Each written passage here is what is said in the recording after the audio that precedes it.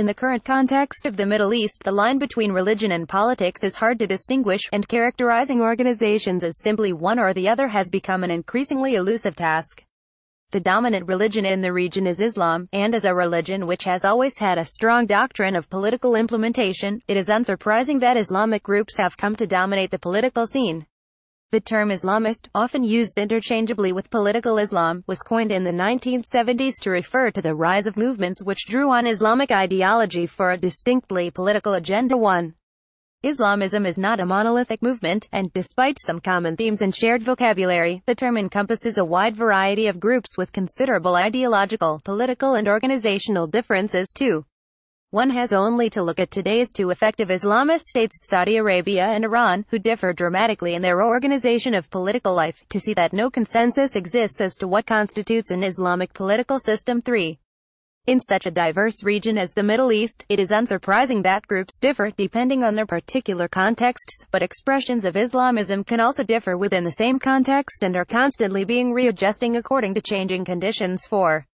There are a number of characteristics shared by the majority of Islamist organizations, and as such constitute a reasonable set of criteria by which to judge whether a group is Islamist.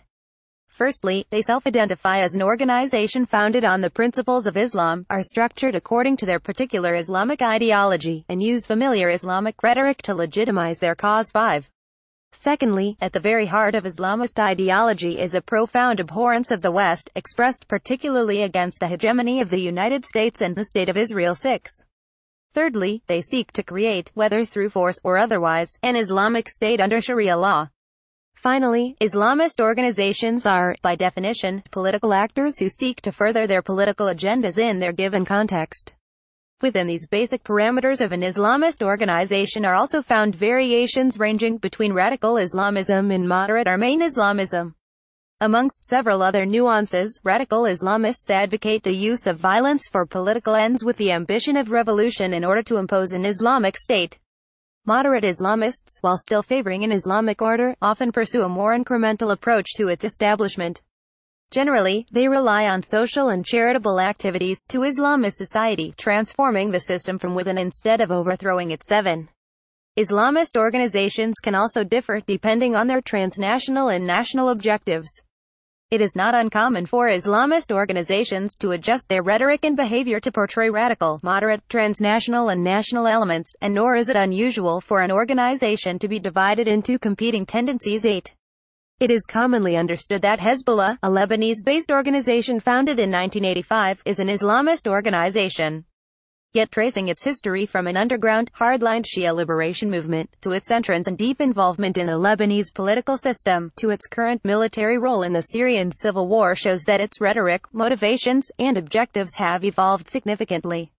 Looking at documents published by Hezbollah, evidence from public statements, and with an analysis of the organization's actions, reveals that Hezbollah can be characterized as a hybrid organization with elements of a religious Islamic organization and a political party. A brief history of Hezbollah, including a contextual introduction to the primary documents used in this essay, will be followed by a thematic exploration of 4 key identity markers and objective of the organization. Determined from the documents their religious foundations expressed through their relationship with Iran, their structure, and through their use of Islamic rhetoric, their goal to create an Islamic state in Lebanon, their image as resistor and liberator of all oppressed, and their national versus regional agenda. This will show that in balancing its multifaceted nature, Hezbollah displays characteristics of both a radical and a moderate Islamist organization, as well as employs a mix of dogmatic Islamic, pragmatic political and distinctly nationalist rhetoric. The situation in Syria has presented the organization with a significant challenge, yet although its balance of religion and politics has shifted, Hezbollah remains an Islamist organization at its core with distinct Islamic characteristics. A brief history of Hezbollah. The interplay between religion and politics has been a dominant feature of Lebanon since its creation in 1923 under the French Mandate 9. When Lebanon gained independence from France in 1943, the Lebanese National Pact laid the foundations for the confessional political system which remains in place today. Supposedly representing the demographics of the state, proportional sharing of state offices and political power along confessional lines was based on an outdated national census from 193,210. As such, it favored the Christians over the Muslims in a 65 ratio, in which the president was a Maronite Christian, the prime minister was Sunni Muslim and the speaker of the parliament was a Shia Muslim. 11. The Lebanese Civil War began in 1975 with fighting between the politically powerful Maronite Christians and the Palestinian resistance movement, but as the war progressed, sectarian divides within the Muslim community became more pronounced. 12. Hezbollah emerged in the context of growing Shia frustrations at their limited political representation, sentiments which were intensified following the 1982 Israeli invasion of the predominantly Shia-populated south of Lebanon. Splintering from its precursor, Amal, Hezbollah began as an underground organization with a dual purpose, channeling Shia frustrations into both political and militant aims, and as a liberation organization against Israeli occupation. 13. Funded by the Iranian government, trained by the Iranian Revolutionary Guards, and with close ties to the Ba'athist regime in Syria, they created the axis of resistance in the Middle East. 14. On February 16, 1985, Hezbollah published the open letter to all the oppressed in Lebanon and the world, and in doing so publicly declared its existence and stated its core beliefs and objectives. 15. The letter employs passionate and emotive language, presenting themselves as an anti-Israel liberation organization which fundamentally rejects the Lebanese political system, and as a Shia organization with its religious foundations rooted in a commitment to Ayatollah Khomeini and his Islamic ideology.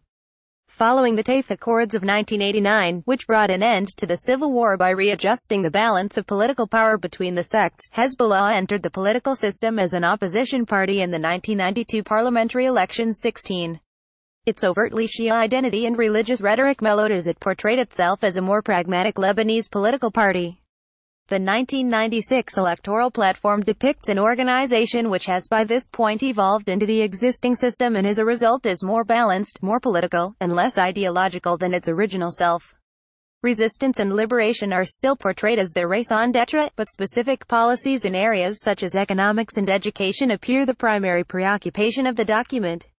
While the abolition of the proportional representational system remains, an objective pragmatism wins out and the formation of an Islamic state is not explicitly mentioned.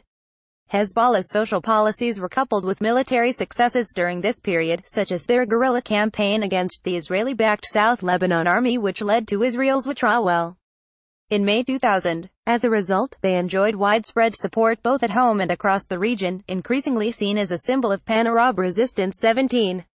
The new manifesto, published in November 2009, while still emotive, employs much more sophisticated language than the previous documents.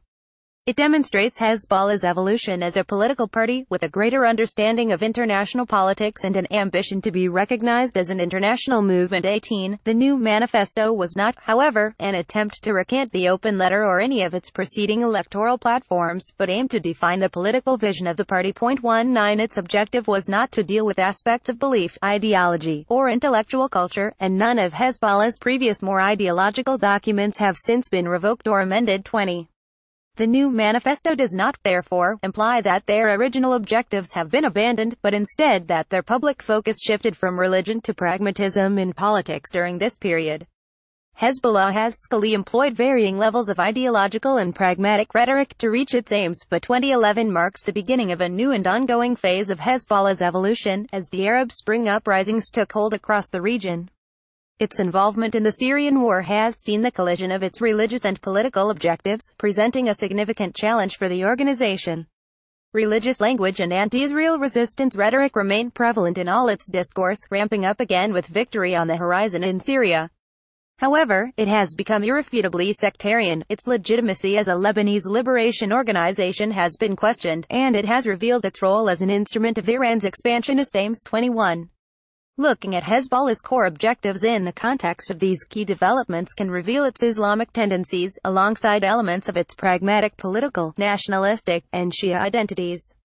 Islamic ideology and rhetoric. One of the core characteristics of an Islamist organization is a foundation in and an ongoing commitment to Islamic ideology. This can be demonstrated in several ways, including its structure, its actions, and its rhetoric. Under this criteria, Hezbollah has maintained its Islamic identity in more ways than one, despite its evolution and entrance into main politics. The concept of the wilayat al-fiqh, or the guardianship of the jurisprudent, remains integral to the party's intellectual foundations. They consistently use Islamic rhetoric, they maintain a religious governing structure, and religious training is essential for all members. 22.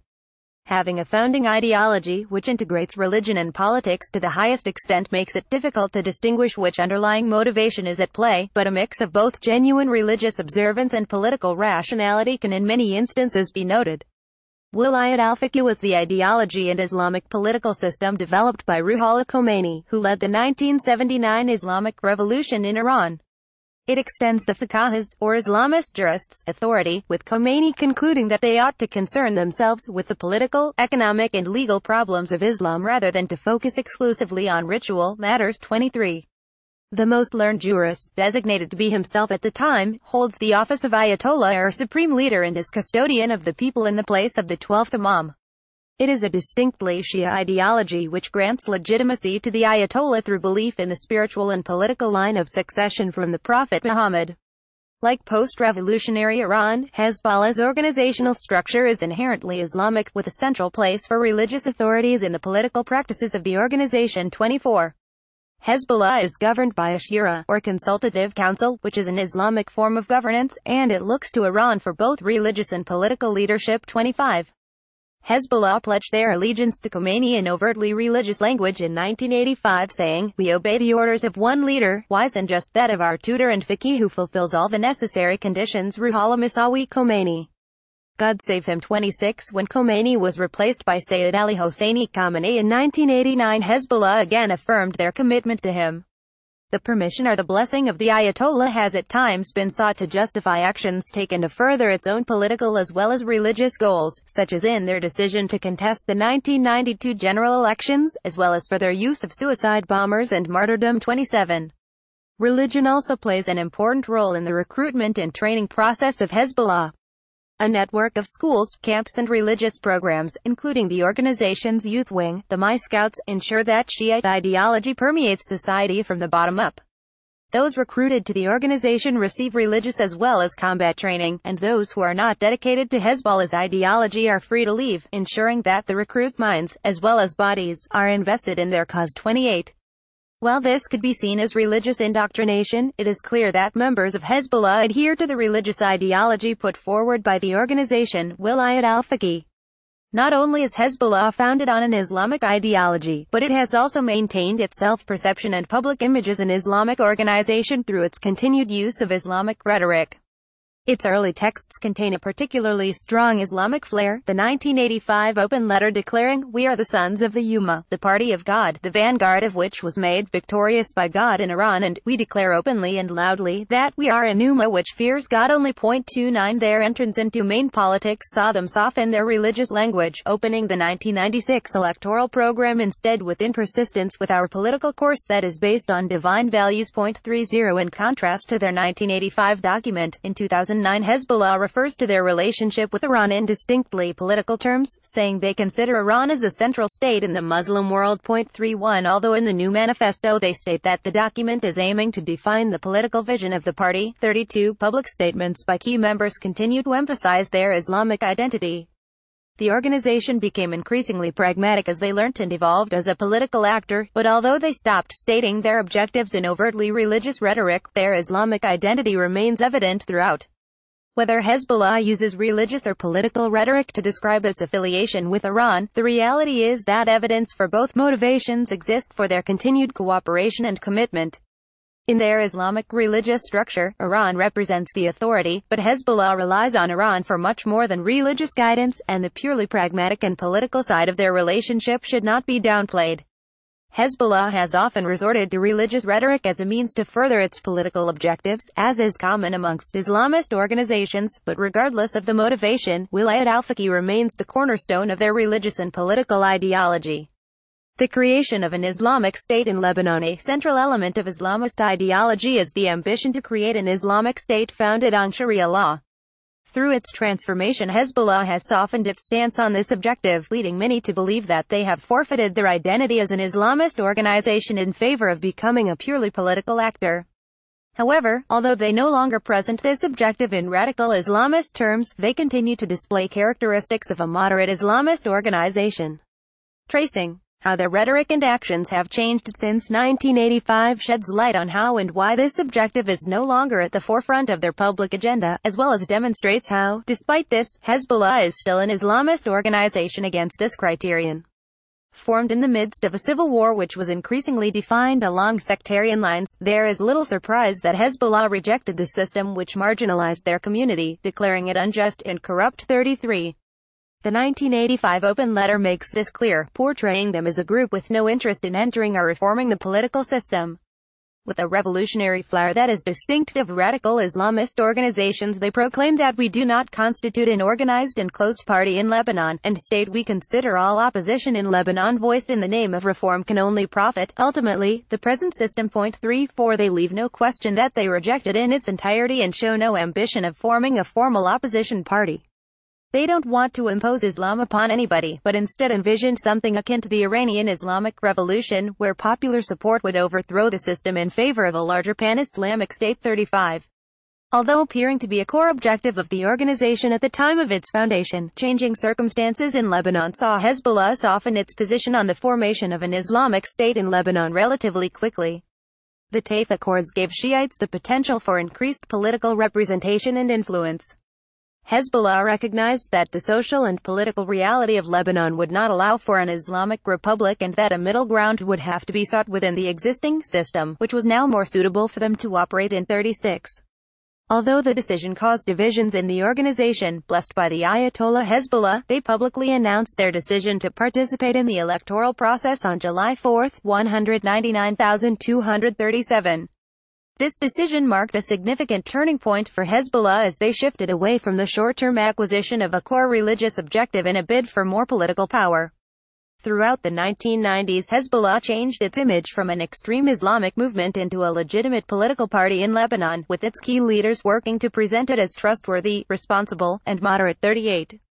In order to engage with a diverse and multi-confessional society, Hezbollah necessarily moved away from its hardline rhetoric regarding an Islamic state and focused on its political agenda over its ideological principles. 39. There was widespread international anticipation that Hezbollah was abandoning its Islamic foundations and with it its history of terrorism. Yet while their language moderated, the aim to abolish political sectarianism with the ultimate goal of an Islamic state has continued to feature on the sidelines of their public documents.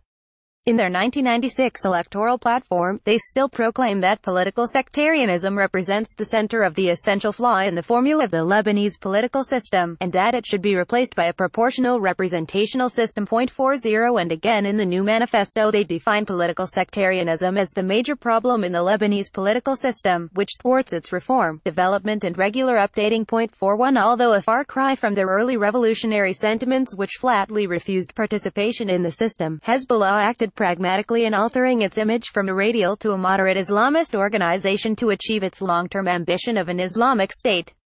The Islamization of society, through grassroots initiatives, education, social and welfare services, is popular amongst moderate Islamist organizations. While they are not pursuing a quick Islamic revolution through force, Hezbollah is actively involved in these activities in Lebanon. 42.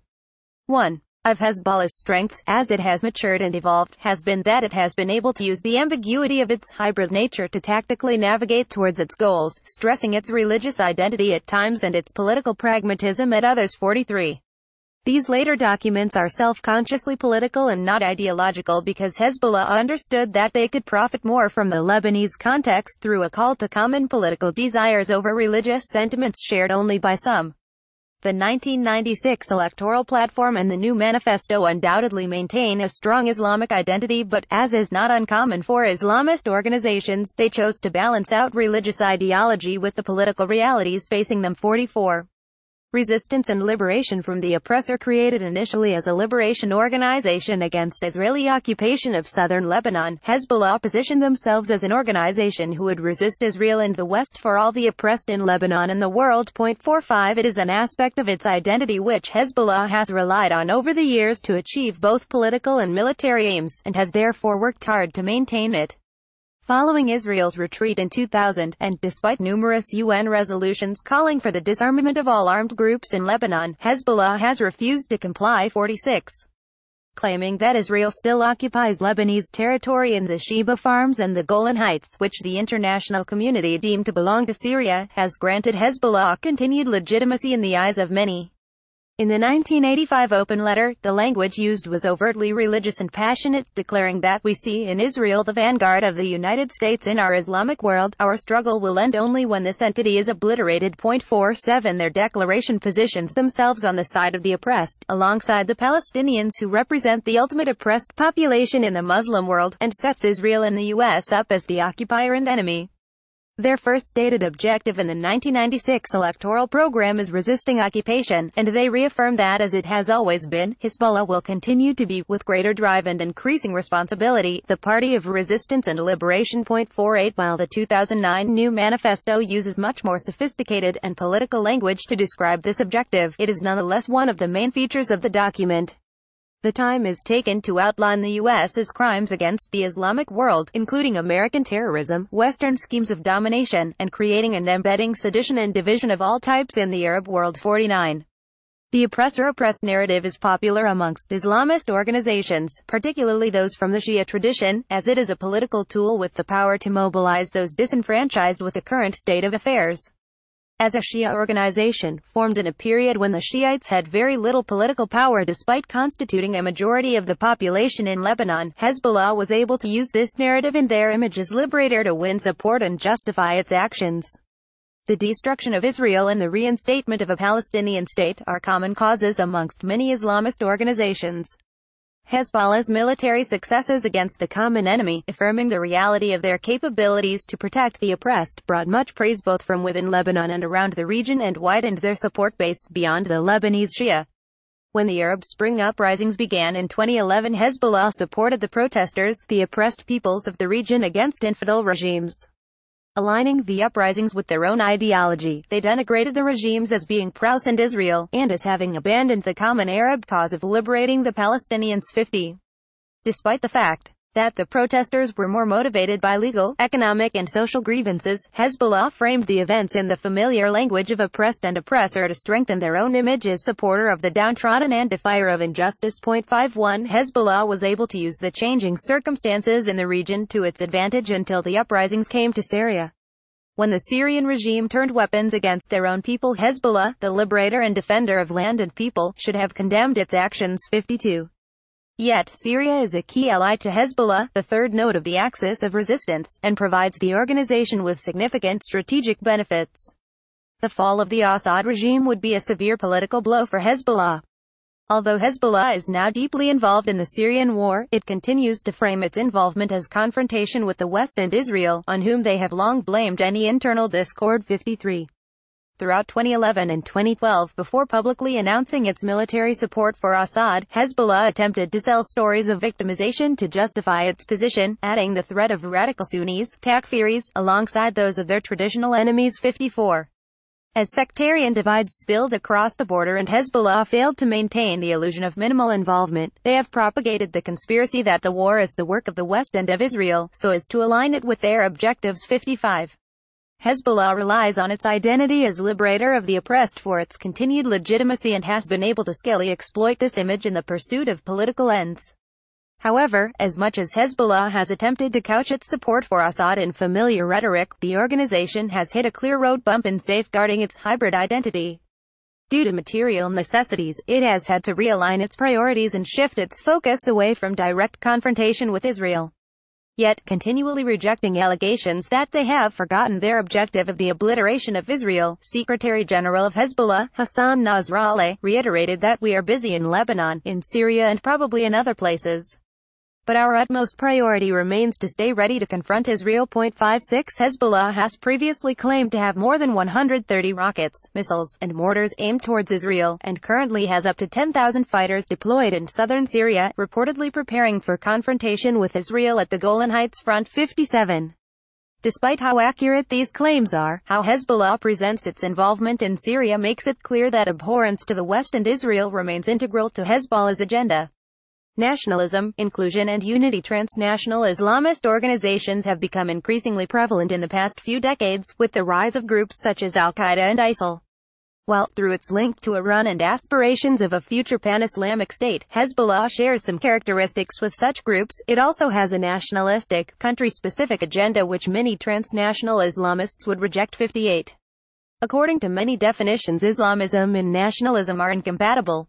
Islamists seek an Islamic state which is not dictated by state borders. Nationalists seek sovereignty and territorial integrity as a nation-state. Hezbollah, however, portrays a combination of Islamist and nationalistic characteristics, and one identity does not deny it the other. Instead, Hezbollah is a multifaceted organization which can use the ambiguity of its identity to its advantage, but which must also balance its national and regional aspirations. As Hezbollah evolved as a political party, it shifted from talking about the concept of community in religious terms, the Ummah, to more political terms. 59. But shrouded in whichever rhetoric, its national agenda has always played a central role in Hezbollah's political ideology.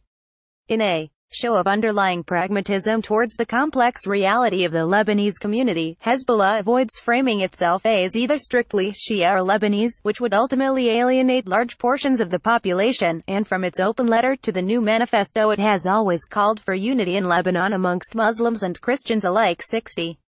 An entire section of the open letter is addressed to the Christians of Lebanon, while in the 1996 electoral platform they portray their objectives within a framework of integration and unity, with no discrimination, and participation with no exclusion or elimination. 61 The new manifesto also calls for a unified Lebanon for all Lebanese alike. 62 Even when sectarian divides have flared up throughout Lebanon, Hezbollah's rhetoric has remained inclusive, aiming to appeal to Sunnis, Shiites, and Christians. While Hezbollah has largely been able to balance its Islamic and national identities, Syria has been a potential turning point for the organization as it finds its national and regional agendas to be in direct conflict. Having historically positioned themselves as the liberators and protectors of both Sunnis and Shiites in Lebanon, they found themselves sliding deeper into a war which took an irrefutable sectarian turn. 63. There is little doubt over why Hezbollah initially remained quiet on its involvement in the war, aware that it could severely damage its reputation. But as body bags began returning home, it became difficult to maintain the illusion, and Hezbollah was faced with the reality to uphold their fundamental ideology of the unification of all people in Lebanon, or to protect their political and strategic assets through their alliance with Iran and Syria. If Assad fell, and it is unlikely the Syrian army would have been able to make the gains it has without the aid and expertise of Hezbollah, they would lose an important political backer in the region whom it relies on as a conduit for weapons transfers from Iran, a safe haven for training bases, weapons storage and much more. 64. In statements from Hezbollah and key members of the organization, it is clear that they have attempted to maintain consistency, framing their involvement alongside their underlying ideologies and using the familiar rhetoric of resistance against Israel and liberation of the oppressed. But as the protracted war became increasingly sectarian, Hezbollah has proved itself to be on one side, prompting attacks against Shia strongholds, which have had a direct consequence on the stability and security of Lebanon. 65. When Hezbollah had to choose between its material interests and its ideological principles, it ultimately prioritized the former, adapting its national and regional priorities and severely damaging its anti-sectarian reputation as a consequence. 66. Although their motivations in Syria are premised primarily on their political agenda rather than their religious ideology, Hezbollah has nonetheless slipped ever further into a sectarian war, choosing to play a greater regional role to protect the interests of the Iranian axis. 67. Conclusion. Based on the criteria outlined in the introduction, Hezbollah is an Islamist organization. It self-identifies as an organization founded on the principles of Islam, is structured according to the concept of wilayat al-faqih, and uses familiar Islamic rhetoric to legitimize its cause. 68. At the very heart of its ideology is a profound abhorrence of the West, expressed particularly against the United States and Israel. 69. It ultimately seeks to create an Islamic state under Sharia law and works through social and welfare programs to Islamist society from the ground up. Hezbollah is also a political actor which seeks to further its political agenda in Lebanon and the region. Hezbollah is a hybrid organization which combines Shia, pan-Islamic, political. The open letter. 4. 35 Hezbollah, The Open Letter, 4 Tony Bodran, Hezbollah's Agenda in Lebanon, Hudson Institute, the 16th of May 2009, http www.hudson.org Research 9800 Hezbollah's Agenda in Lebanon. 36 Filippo Dionigi, The Impact of International Norms on Islamist Politics, The Case of Hezbollah, London, The London School of Economics and Political Science, 2011, 124 and Berti, The Rebirth of Hezbollah, 96. 37 Childs, Changes in Hezbollah's Image and Role, 18. 38 Nazani, Hezbollah, The Story of the Party of God, New York Palgrave Macmillan, 2009-118. 39 Harris, To What Extent is Hezbollah's Ideology Motivated by Religion, 2013. 40 Hezbollah, The 1996 Elections Program, 3. 41 Hezbollah, The New Manifesto, 6. 42 Deno, The Forgotten Swamp, 64. 43 Bodran, Hezbollah's Agenda in Lebanon, 2009. 44 Berti, The Rebirth of Hezbollah, 99.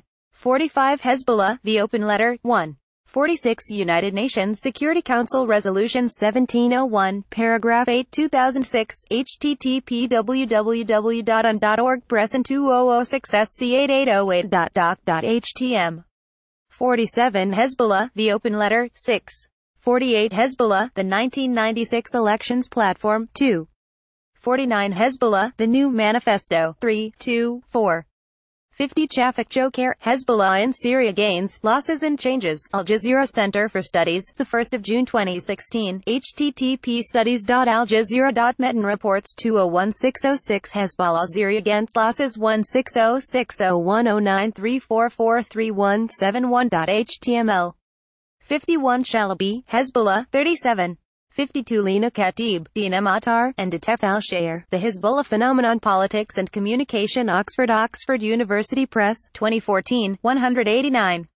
53 Alaga, Hezbollah's Documents, 20 and Hezbollah, The New Manifesto, 4. 54 Khatib, Matar, Al-Shayer, The Hezbollah Phenomenon, 183. 55 Khatib, Matar, Al-Shayer, The Hezbollah Phenomenon, 1845 Shalabi, Hezbollah, 39. 56 Nasrallah warns Israel against any stupid moves in Lebanon, Syria, Al-Akbar English, the 16th of January 2015, http english.alakbar.com node 23240. 57 Willie Stern, The Awful Israeli-Hezbollah Conflict to Come, Australia Israel and Jewish Affairs Council, the 27th of June 2016, http www.ijac.org. News article Awful Israeli-Hezbollah Conflict Akom Abdul Rahman Al-Masri and Alexander Corbet, Hezbollah's branding of its Arsil offensive as a victory for all Lebanese further undermines the Lebanese state as a political and security actor. Carnegie Endowment for International Peace, the 17th of August 2017, http carnegieendowment.org SATA 72856. 58 Deno, The Forgotten Swamp, 86. 59 Dionigi, The Impact of International Norms, 227. 60 Samir Shalabi, Hezbollah Ideology, Practice, and the Arab Revolts, Lund University, 2015. 24 Joseph Alaga, Hezbollah's Documents from the 1985 Open Letter to the 2009 Manifesto Amsterdam University Press, 2011, 19. 61 Hezbollah, The 1996 Elections Platform, 1. 62 Hezbollah, The New Manifesto, 5. 63 Marissa Sullivan, Middle East Security Report 19 Hezbollah in Syria Washington, The Institute for the Study of War, 2014, 11. 64 Sullivan, Hezbollah in Syria, 25 Son Rice, The Road from Damascus, New Statesman, the 7th of January 2016, 30 and Shalabi, Hezbollah, 38. 65 Sullivan, Hezbollah in Syria, 25. 66 Shalabi, Hezbollah, 29. 67 Choker, Hezbollah in Syria, 2016. 68 Deno, The Forgotten Swamp, 63. 69 Deno, The Forgotten Swamp, 61. 70 Nadav Pollack, The Transformation of Hezbollah by Its Involvement in Syria, The Washington Institute for Near East Policy 352016-12. Written by Myri Robertson. Written at the University of Melbourne. Written for Islam and Politics. Date written September 2017.